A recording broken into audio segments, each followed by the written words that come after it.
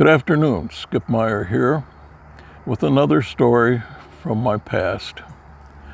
This story I called very simply the dog story. When my oldest son, his name is Steve, was going to have his 6th birthday, I asked him in advance what he wanted for his birthday, and he quickly said, a puppy.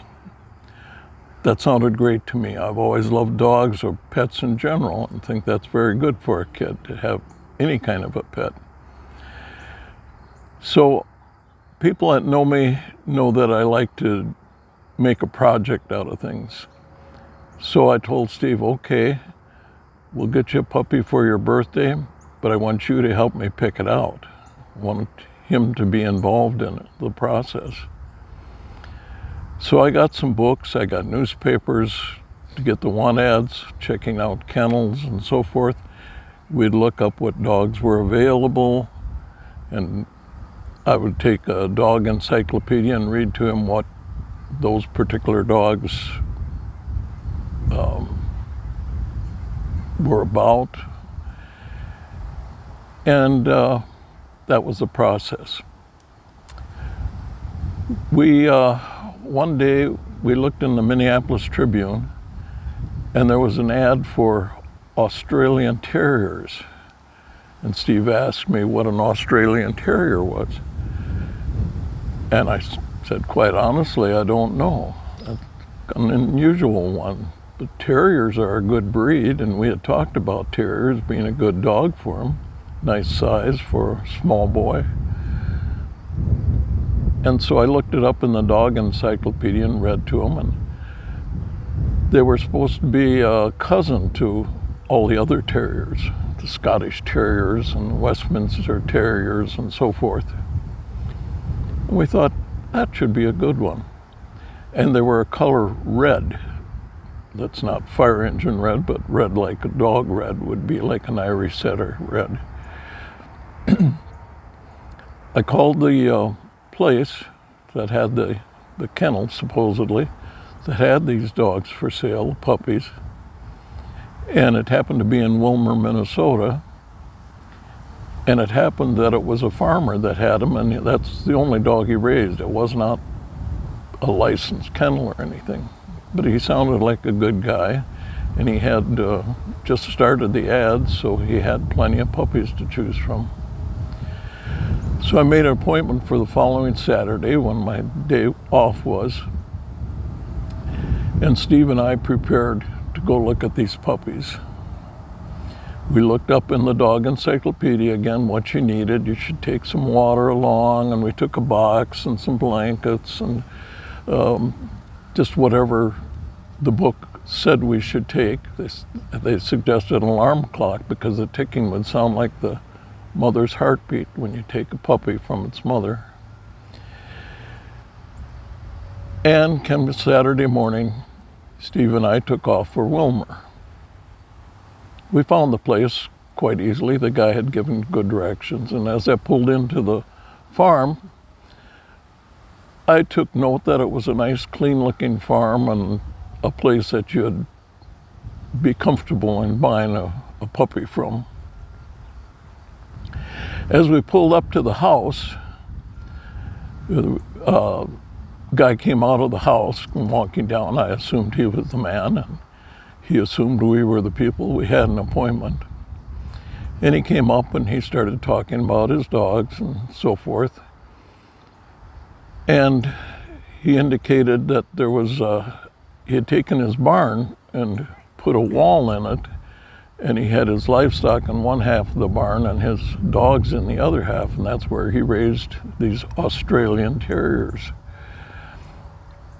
And he pointed to a door down on the barn, which was several hundred feet away. We turned to walk down to look at the puppies, and Steve started walking ahead of us, walking faster than us. I mention that because when we got to the barn, he had already gone in and met us coming out holding a puppy.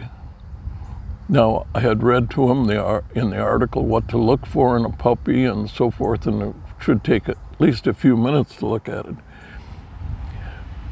But he was bound and determined that was his puppy. He had picked him up, and he said the dog came right to him, and he'd love him forever. So, okay, that was a match made in heaven. I paid the farmer and so forth, and we went back to the car and climbed in, and Steve asked if he couldn't hold the dog. I said, well, we got the box and back and so forth and bed ready for him. And he said, well, just let me hold him for a little while. I said, okay. We pulled out of the farm and headed for the main highway, and before we got to the highway, both the dog and the boy were sound asleep. That told me that it was a match made in heaven. We got home, and the two took to each other immediately. The dog didn't seem to miss his fellow puppies, his brothers and sisters, or his mother. He took to Steve right away, and they played together. And I had told Steve, I said, well, one of the first things is you have to come up with a name. And everybody had ideas and gave them to Steve. I says, you pick the name, though.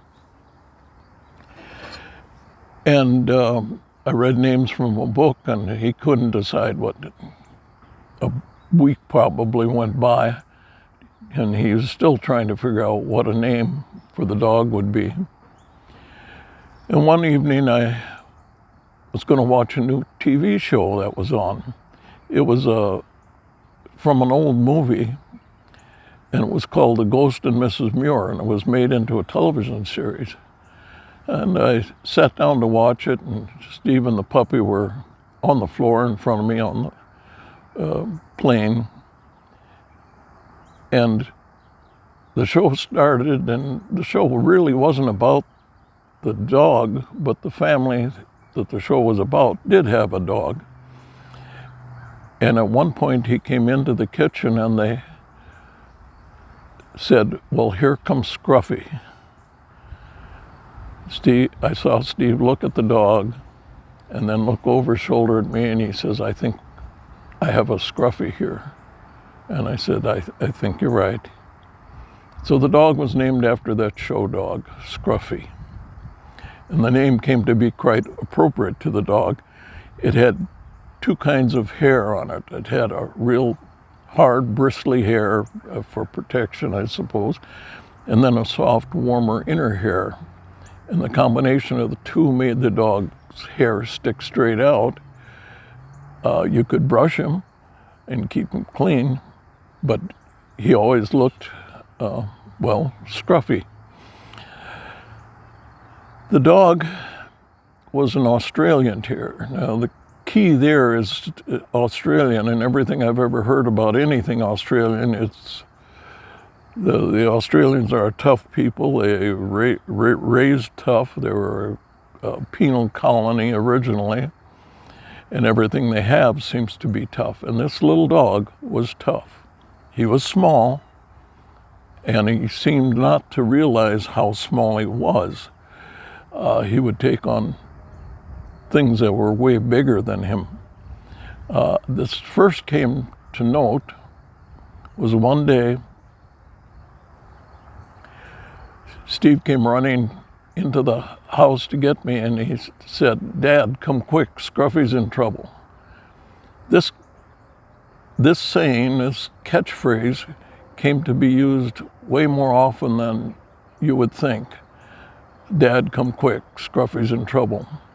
Well, on this occasion, I followed him out the door and across the street and down about a block to where there was originally of the farm site when the city had expanded. We lived on the edge of town. And the original farmer that owned the land still had the buildings and had bought a semi-truck and did trucking.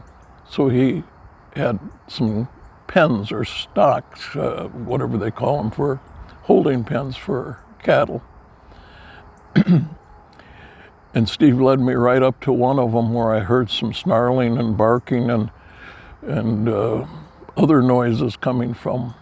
And inside of this holding pen which is just a small corral, was little Scruffy, probably a 12-pound dog, and this big black Angus bull who was very mad and very upset. I'm not a farm boy, but you could see his eyes were red. He had stuff dripping from his nose, and he had his head down, and his paw was pounding on the ground, almost making the ground shake. And I think he was mad because this arrogant little dog was right there in the pen, nose to nose with him.